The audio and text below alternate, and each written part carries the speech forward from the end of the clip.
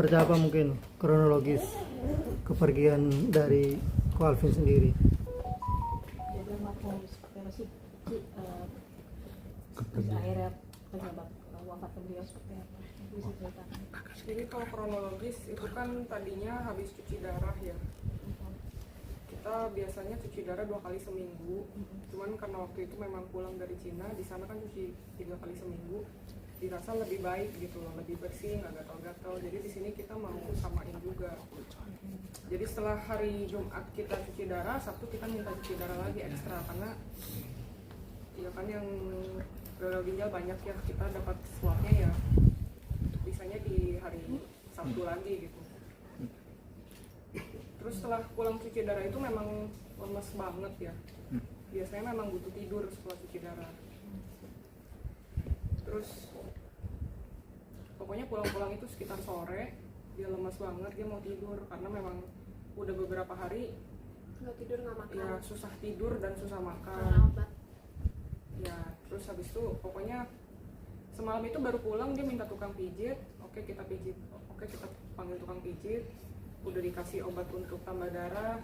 Terus dia juga minta obat tidur, saya kasih obat tidur juga udah resep dokter ya, karena memang susah sekali tidur, kasihan kan, ya udah dikasih. Terus habis itu setelah pijit ya udah dia tidur. Dari semalam saya bentar-bentar jagain, liatin, sejam sekali saya lihat, oh masih tidur, masih oke. Terus waktu itu pagi itu memang rencananya berangkat ke Surabaya, saya sempat bangunin jam 5:30 pagi. Oh ini, ayo mau berangkat ke Surabaya nggak? Mau, dia bilang mau. Terus dia angkat tangannya gitu, terus mau. Ya udah saya angkat bangunin kan, karena dia memang ternyata nggak kuat, dia begini. Saya angkat, sempat saya angkat, duduk, masih sempoyongan, terus saya bilang udah nggak usah ke Surabaya, udah ini lemas begini, udah lanjut aja tidur nggak apa-apa. Karena dari sebelum-sebelumnya kamu kurang tidur. Terus dia lanjut tidur lagi. Terus itu kan 5:30 pagi. Terus 5:30 pagi karena saya semalaman belum tidur. Pagi itu Mbak udah bangun, saya minta gantian sama Mbak tolong nitip ya. Dikit-dikit liatin si bapak takutnya jatuh atau gimana. Terus saya tidurlah ke atas, tapi itu pun jam 8, jam 9 saya masih turun lagi ke bawah. Masih lihat, masih ngecek, masih tidur. Oh oke, nggak apa-apa. Terus saya lanjut tidur lagi kan, tapi tetap saya nitip sama Mbak tolong dicekin bentar-bentar. Ya udah sampai saya tidur, lagi saya tidur tiba-tiba saya mimpinya sih mimpi nggak jelas ya, saya juga nggak ingat sekarang mimpinya apa. Cuman yang saya ingat, saya waktu itu lagi tidur, saya dengar suara dia bilang, "Say, kayaknya aku nggak kuat lagi deh," dia teriak kayak gitu. Terus saya langsung bangun kaget, turun ke bawah, saya cek posisinya tidur tapi kayak mau ngebalik tapi kayak setengah badan gitu, kakinya masih telentang, badannya mau ngebalik. Terus saya giniin, terus udah agak ini kan, udah agak biru. Terus kok saya gini saya pok nggak respon, tapi birunya langsung ini lagi, putih lagi, kayak normal lagi. Terus udah saya langsung teriak, panggil orang-orang minta bantu bawa ke rumah sakit terdekat. Di rumah sakit dicek EKG udah asistol. Gitu sih. Berarti pada saat masih di rumah di gini udah masih ada napasnya nggak, atau udah? Saya nggak berani ngecek, saya takut ngecek. Saya udah begitu nggak respon, udah kayak gitu udah langsung angkut ke sana, nggak berani ngecek lagi. Siapa aja waktu itu di rumah? Sehat semua pada kesini atau? Ada kita berdua, ada sama di rumah ada Mbak, ada asisten, ada supir. Aku semua langsung datang. Kak, ini kan menjawab semua terkait statement yang viral ya, mungkin terkait meninggalnya Alvin karena podcast Denso katanya. Mungkin itu banyak pertanyaan ya dari netizen juga itu. Sebenarnya itu benar apa enggak sih gitu? Enggak, itu nggak benar ya. Tadi udah dijelasin kronologinya gimana. Saya pikir netizen juga pinter lah. Ini mau klarifikasi aja, soalnya kemarin ada sempat yang ngomong dari apa mengatasnamakan keluarga. Kami kan lagi masa berduka, kami nggak mau keluarin statement apa-apa kan sampai selesai kemarin acara. Ya di sini kami mau klarifikasi aja sih, kalau Alvin meninggal karena stres uangnya Agus ke sana, itu nggak benar ya memang, karena dia lemas aja sih. Udah memang Udah nggak kuat. udah nggak kuat. terakhir komunikasi atau pesan terakhir dari Alvin sendiri apa sih Kak, ke keluarga terutama ke kakak sendiri? Gak ada pesan terakhir soalnya memang gak nyangka bakal pergi. Kan niat terakhir juga mau Surabaya. Surabaya. Tapi yang sering kali bilang ke kita sih selalu bilangnya nanti kalau papi udah nggak ada, ini harus tetap dilanjut ya, kalian tetap harus lanjut, semua tim harus tetap lanjutin perjuangan papi udah susah payah bikin ini semua. Tapi merasa ada yang ini nggak sih, janggal atau ada tanda-tanda bahwa Firasat. hal yang aneh gitu? Firasat. Nggak ada. dari keluarga ke Benar-benar tiba-tiba sih. Sampai sekarang Ada dia masih tanda-tanda. iya. Sosok seperti apa sih? Apa manggilnya papa apa ayah? Papi ini papi, kalau saya koko. Ini mungkin Sosoknya seperti apa sih kalau di di rumah? mata keluarga. Udah aku dulu habis tante ya. Ya kalau di mata aku sendiri ya papi ini ya, kalau di media di luar kan orangnya keras, suka marah-marah, terus bold, frontal banget gitu kan, all out. Ya aslinya memang juga seperti itu. Di kita ya tegas juga orang yang suka ya kalau ada yang nggak benar ya dimarahin aku. Ya aku juga nggak suka papi aku suka marah-marah kayak gitu, tapi ya marah-marah kayak gitu biasanya kritik yang ngebangun, dan nggak semua yang di luar, maksudnya nggak semua diperlihatkan. Ada juga papi tuh ada sisi lembutnya, sisi bocahnya, sisi yang butuh kasih sayang kayak gitu, itu juga ada. Dan orangnya yang family man banget, provider untuk kita semua, selalu ngasih yang terbaik buat kita gitu. Dan ke orang-orang juga gitu, tipe orang yang royal banget, suka bagi-bagi duit lah papi aku itu. Kalau biasa ke pelayan di restoran atau ke satpam gitu, suka bagi-bagi duit. Tapi papi nggak pernah berkekurangan.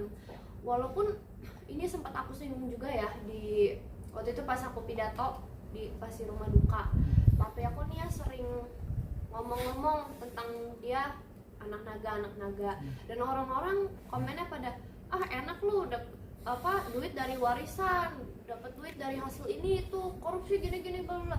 Tapi papi aku tuh untuk membangun ini semua tuh butuh kerja keras gitu.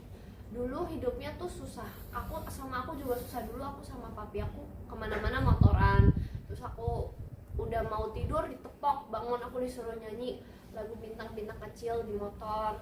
Jadi dulu kita susah-susah bareng. Terus pernah waktu itu habis belanja telur, aku nggak sengaja mecahin telurnya. Terus papi aku bilang, seru banget sih kamu mecahin telur, nanti kamu makan telur yang pecah ya kayak gitu. Tapi abis itu papi bikinin aku yang baru. Walaupun sekarang papi tuh nggak apa-apa ya mintanya bahas sama atau enggak kita minta dimasakin, minta dipijitin gitu. Tapi dulu papi tuh yang ngejagain aku, yang masak buat aku, yang waktu aku kecil mandiin aku kan, waktu aku masih bayi, yang bersih-bersih itu papi semua, yang kerja juga papi. Jadi papi tuh dulu sekaligus menjadi mami dan ayah buat aku dari dulu. Selalu papi aku yang jagain aku, dan kemana-mana selalu berdua sama papi aku. Makanya aku sayang banget sama papi aku gitu, dan selalu mau ngasih yang terbaik buat kita. Ya kalau papi aku sendiri ya sebenarnya nggak peduli sih, sendal aja udah dari dulu berapa tahun kita nggak ganti. Sebelum ketemu aku sendalnya udah itu. Sendalnya itu terus nggak ganti. Tapi buat kita selalu mau ngasih yang bagus-bagus, yang kualitasnya tinggi lah, kayak kasur, sofa itu ngasih kita yang terbaik gitu. Makanya ya itu yang aku sesalin. Harusnya papi bisa menikmati juga, tapi aku sudah cukup bersyukur sih. Aku sempat mikir waktu itu kan, kok papi ninggalin aku sih di saat sekarang aku berasa masih kecil dan masih butuh papi aku. Tapi aku mikir, waktu itu tante aku bilang ini, papi tuh ninggalin kita bukan karena papi mau ninggalin kita, tapi emang udah nggak kuat aja, udah lemes. Aku nggak bisa ngebayangin rasanya gimana, pasti sakit banget. Di situ aku mikir, Tuhan kenapa lah ngambil papi aku secepat ini, kenapa nggak nanti aja tunggu aku udah nikah, tunggu aku udah punya anak.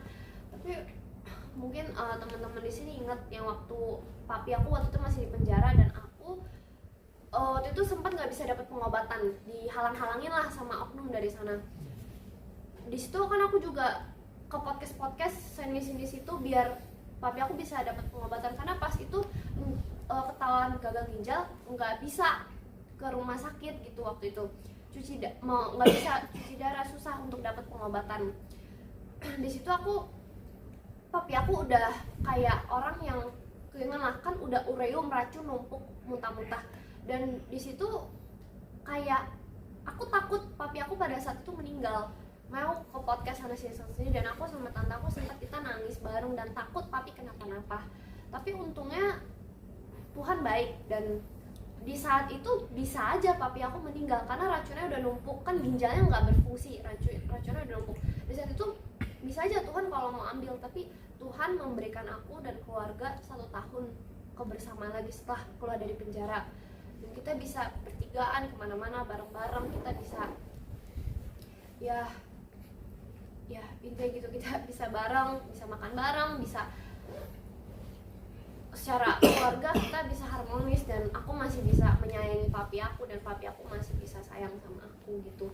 Aku waktu SMP nggak begitu dekat sama papi aku karena papi aku juga tipikal orang yang keras, tapi nggak tahu kenapa karena itu pada saat papi aku masuk penjara aku kayak ngerasa papi aku ini juga anak yang butuh kasih sayang gitu. Kayak papi aku juga kayak anak kecil yang butuh disayang gitu loh. Kadang bertingkah kayak bocil, apalagi kalau ke tante aku moi kayak gitu. Walaupun pasti di sini nggak adanya, karena papi aku kalau di podcastnya marah-marah terus bentak-bentak oknum polisi lah. Tapi kalau sama keluarga ya kayak gitu, suka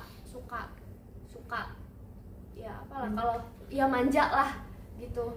Kalau di gereja kadang kita suka, misalnya nih papi aku sering kayak gini di gereja gitu.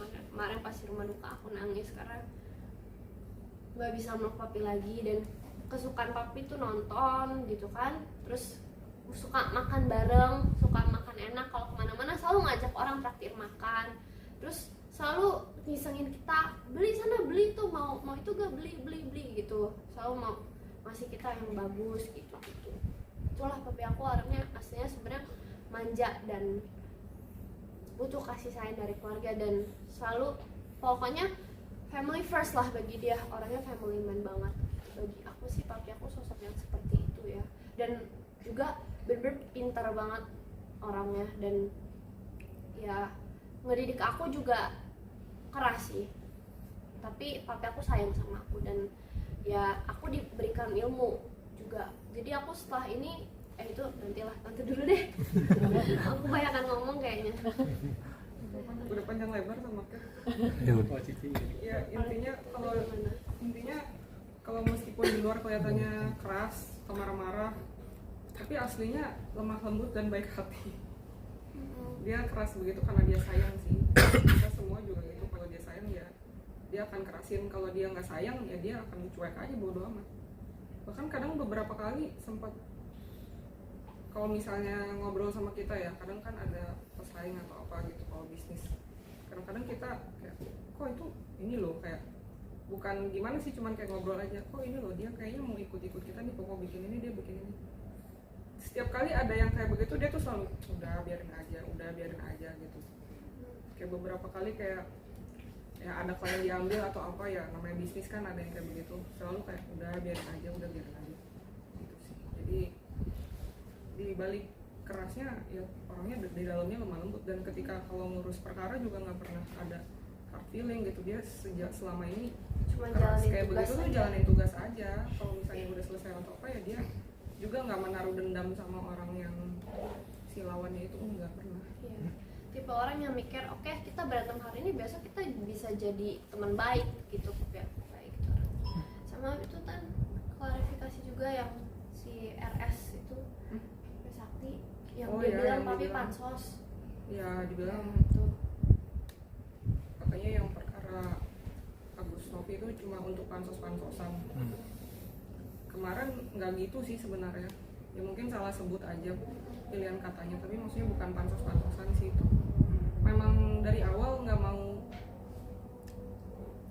gimana sih, mau pure ngebantu aja. Dari awal udah bilang Lihat sama di kita. sosmed kan, ini kenapa sih nih, ini FYP Agus mulu nggak beres-beres. Iya, kan Ayo kita beberapa- beresin iya. kayak gitu. Kan beberapa media juga udah banyak yang ngontak kan, suruh Iya. kasih tanggapan kan, tapi nggak pernah digubris kan, sampai diminta tolong sama temennya buat bantuin. Ya udah akhirnya dia maju, itu pun bilang dulu sama kita, Iya. saya ini aku mau maju bantuin Agus, tapi kalau aku maju bantuin Agus pasti aku bakal dibully satu Indonesia.